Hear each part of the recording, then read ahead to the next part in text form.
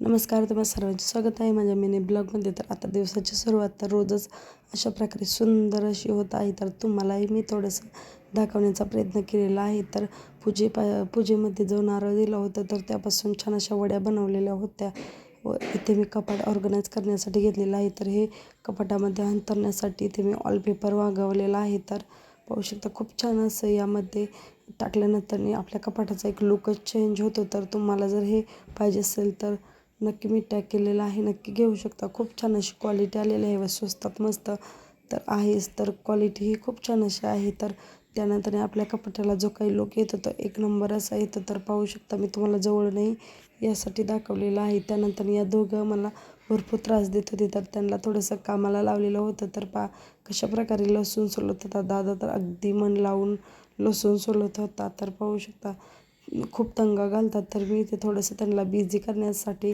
ठेवलेलं आहे. तर ब्लॉग आवडल्यास नक्की सबस्क्राईब करा. धन्यवाद.